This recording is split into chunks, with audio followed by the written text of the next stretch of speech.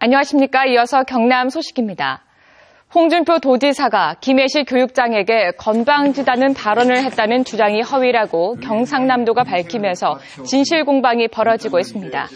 경상남도는 오늘 공보관 브리핑을 통해 지난 28일 도지사의 김해시청 방문 당시 홍 지사와 성기홍 김해 교육장 사이에 언쟁은 있었지만 홍 지사가 건방지다고 말한 사실은 없다고 밝혔습니다. 경상남도는 또 김수상 남해 교육장이 홍 지사가 남해군 방문 당시 교육자는 모두가 거짓말쟁이 아니냐는 발언을 했다고 주장했지만 녹취록을 확인한 결과 사실이 아니라고 밝혔습니다. 경상남도는 무상급식 예산과 관련해 경남교육청이 사실을 왜곡하고 거짓으로 도지사를 음해하고 있다고 주장했습니다. 창원시는 가포신앙민자부두가 지난 12일부터 운영을 시작한 데 이어 오늘부터 화물을 처리하는 등 항만 업무를 시작한다고 밝혔습니다. 40만 제곱미터 넓이로 만들어진 가포신항은 컨테이너선 2척 등 모두 4척이 동시에 화물을 처리할 수 있습니다. 창원시는 오늘 진로 소주와 물동량 유치 양의 각서를 맺는 등 올해 화물 150만 톤 유치가 목표입니다. 삼국시대 유적 발굴로 관심을 모은 창원 용지 아이파크 건설 현장의 유적 발굴 기간이 연장됩니다. 조사기관은 두류문화연구원은 창원 용지 아이파크 건설 현장에서 경남도 문화재위원과 창원시 아파트 재건축조합 관계자들이 참석한 가운데 회의를 열어 발굴 범위를 확대하고 발굴 기간도 한 달 정도 연장하기로 했습니다. 발굴 지역에선 삼국시대 유적이 발견됐습니다. 국토교통부가 오는 2월부터 4월까지 전국의 입주 예정 아파트 현황을 조사한 결과 모두 5만 1,000여 가구가 입주 예정인 가운데 경남에선 3,460가구가 입주하는 것으로 나타났습니다. 지역별로 보면 창원시 무동지구에서 1,085가구, 진주시 평거 4지구에서 1,308가구가 입주할 예정이며 주택 규모별로 보면 85제곱미터 이하 중소형 주택이 가장 많았습니다.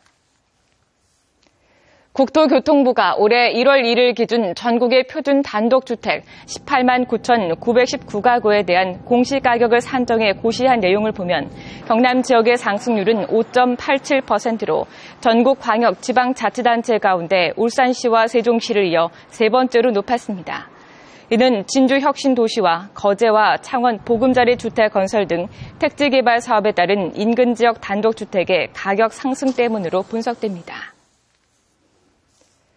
국민안전처는 어린이 놀이시설 안전관리법에 따라 설치 검사를 받지 않았거나 불합격한 전국의 놀이터 1,696곳을 폐쇄했다고 밝혔으며 이 가운데 경남에선 82곳이 이용이 금지된 것으로 나타났습니다. 지역은 창원시가 45곳으로 가장 많았고 설치 장소별로 보면 아파트 단지에 설치된 놀이터가 가장 많았습니다. 주식 매수 등을 위해 계열사 자금 등을 횡령한 혐의로 기소된 SPP그룹 이낙형 회장이 법정 구속됐습니다.